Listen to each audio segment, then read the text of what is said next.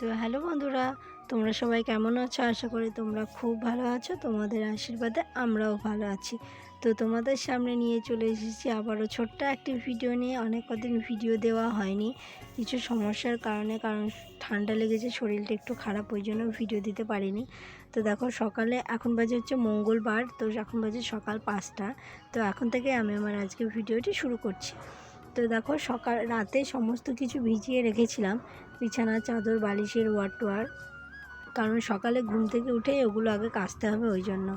নাহলে যা প্রচণ্ড রোদ পড়েছে, রোদে আমি একটুও থাকতে পারি না, ওই জন্য সকাল সকাল রাতে ভিজিয়ে রেখেছিলাম, সকাল সকাল কাচা কমপ্লিট। তো এবার দেখো কেচে টেচে ওগুলো মেলে দিয়ে এসে কলপাটটা মুছছি, কারণ কলপাটটা একটু ধুয়ে নিতে হয় প্রত্যেক দিনকার সকালে, এগুলোই আমার কাজ। আর রাতে বাসনগুলো আমি ধুয়েছিলাম, কটা বাটি ছিল সেগুলোই ধুয়ে রেখে দিলাম। আর এদিকে দেখো মাগুর মাছ নিয়েছি আজকে। তো দেখো মাছ ধুতে লেগে পড়েছি। মাগুর মাছ না আমার মেয়ের হচ্ছে প্রিয় মাছ, মানে ও খুব পছন্দ করে। তো ধোয়া কমপ্লিট, নুন হলুদ মাখিয়ে এখন রেখে দেবো, পরে রান্না করব। তো এই ফুলগুলো দেখেছো আমাদের বাড়িতে ফুটেছে, কি নাম যে বলো তো ফুলগুলোর, আমিও জানি না। তো দেখো ঘরে এসে আমার মেয়ে ঘুম থেকে উঠলো, তো এবার বিছানাটা গোছাতে হবে। কদিন ধরে না এইখানেই ঘুমাচ্ছে, কারণ যা রোদ গরম পড়েছে না, ওপরের ঘরে থাকা যাচ্ছে না, এতটা পরিমাণে গরম।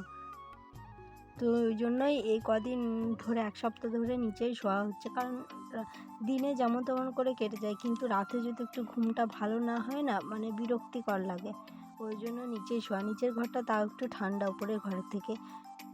তো দেখো বিছানা টিছানা গুছিয়ে মেয়ে ব্রাশ করে নিয়ে এসেছে, আর রাতে লুচি ছিল, লুচি আর চা দিয়ে আমরা খেতে বসে পড়েছি, কারণ লুচির সাথে চা খেতে তো আমার খুব খুব ভালো লাগে।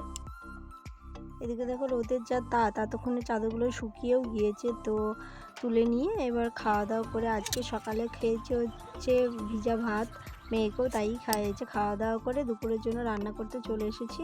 ভাত আজকে হবে মাছের ঝোল। তো চলো রান্নাবান্না করে পরে আসছি।